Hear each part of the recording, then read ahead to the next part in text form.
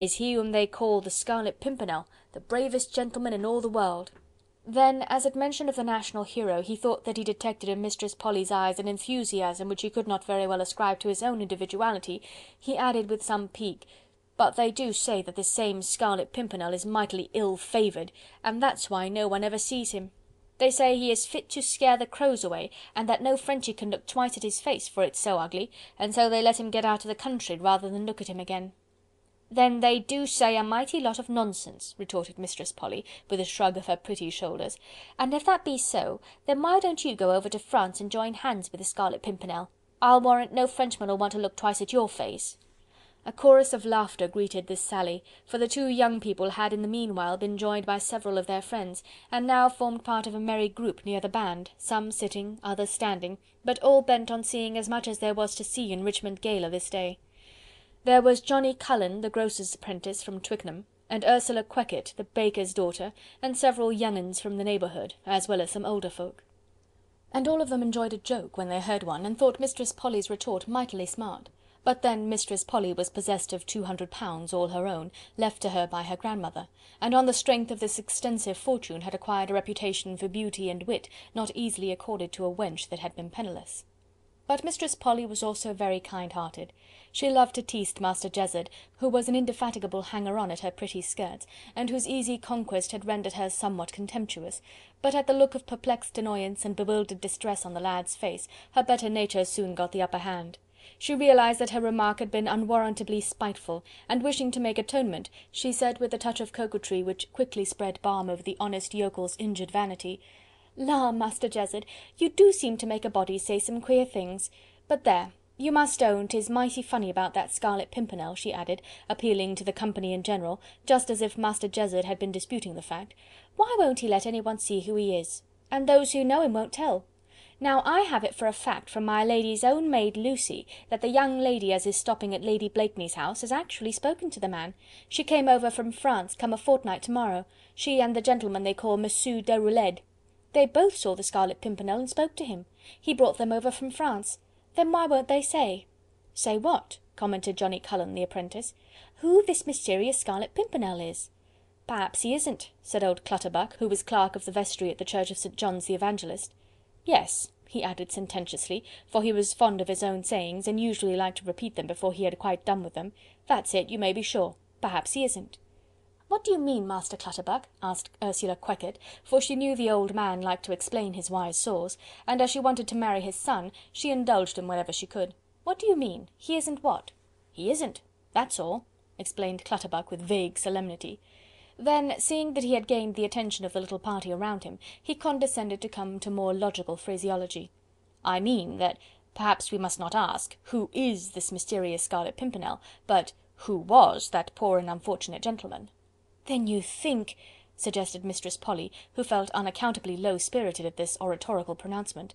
"I have it for a fact," said Mr. Clutterbuck solemnly, "that he whom they call the Scarlet Pimpernel no longer exists now, that he was collared by the Frenchies as far back as last fall, and in the language of the poets, has never been heard of no more." Mr. Clutterbuck was very fond of quoting from the works of certain writers whose names he never mentioned, but who went by the poetical generality of the poets. Whenever he made use of phrases which he was supposed to derive from these great and unnamed authors, he solemnly and mechanically raised his hat, as a tribute of respect to these giant minds. "You think that the Scarlet Pimpernel is dead, Mr. Clutterbuck? That those horrible Frenchies murdered him? Surely you don't mean that?" sighed Mistress Polly ruefully. Mr. Clutterbuck put his hand up to his hat, preparatory, no doubt, to making another appeal to the mysterious poets, but was interrupted in the very act of uttering great thoughts by a loud and prolonged laugh, which came echoing from a distant corner of the grounds. "Lud, but I'd know that laugh anywhere," said Mistress Queckett, whilst all eyes were turned in the direction whence the merry noise had come. Half a head taller than any of his friends around him, his lazy blue eyes scanning from beneath their drooping lids the motley throng around him, stood Sir Percy Blakeney, the centre of a gaily dressed little group, which seemingly had just crossed the toll-gate. "A fine specimen of a man, for sure," remarked Johnny Cullen, the apprentice. "Aye, you may take your Bible oath on that," sighed Mistress Polly, who was inclined to be sentimental. "Speaking as the poets," pronounced Mr. Clutterbuck sententiously, "inches don't make a man." "Nor fine clothes neither," added Master Jezzard, who did not approve of Mistress Polly's sentimental sigh. "There's my lady!" gasped Miss Barbara suddenly, clutching Master Clutterbuck's arm vigorously. "Lud, but she is beautiful to day!" Beautiful indeed, and radiant with youth and happiness, Marguerite Blakeney had just gone through the gates, and was walking along the sward towards the bandstand. She was dressed in clinging robes of shimmery green texture, the new-fashioned high-waisted effect suiting her graceful figure to perfection. The large Charlotte, made of velvet to match the gown, cast a deep shadow over the upper part of her face, and gave a peculiar softness to the outline of her forehead and cheeks. Long lace mittens covered her arms and hands, and a scarf of diaphanous material, edged with dull gold, hung loosely around her shoulders. Yes, she was beautiful. No captious chronicler has ever denied that, and no one who knew her before, and who saw her again on this late summer's afternoon, could fail to mark the additional charm of her magnetic personality. There was a tenderness in her face as she turned her head to and fro, a joy of living in her eyes that was quite irresistibly fascinating. Just now she was talking animatedly with the young girl who was walking beside her, and laughing merrily the while. "Nay, we'll find your Paul, never fear.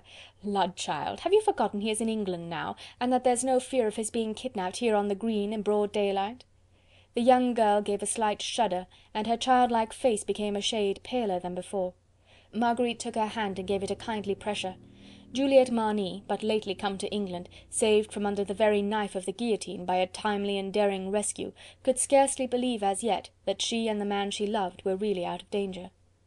"There is Monsieur Deroulede," said Marguerite after a slight pause, giving the young girl time to recover herself, and pointing to a group of men close by. "He is among friends, as you see." They made such a pretty picture, these two women, as they stood together for a moment on the green, with the brilliant September sun throwing golden reflections and luminous shadows on their slender forms. Marguerite, tall and queenlike in her rich gown and costly jewels, wearing with glorious pride the invisible crown of happy wifehood. Juliette, slim and girlish, dressed all in white, with a soft straw hat on her fair curls, and bearing on an otherwise young and childlike face the hard imprint of the terrible suffering she had undergone, of the deathly moral battle her tender soul had to fight. Soon a group of friends joined them, Paul Deroulede among these, also Sir Andrew and Lady Ffoulkes, and strolling slowly towards them, his hands buried in the pockets of his fine cloth breeches, his broad shoulders set to advantage in a coat of immaculate cut, priceless lace ruffles at neck and wrist, came the inimitable Sir Percy. End of chapter 4.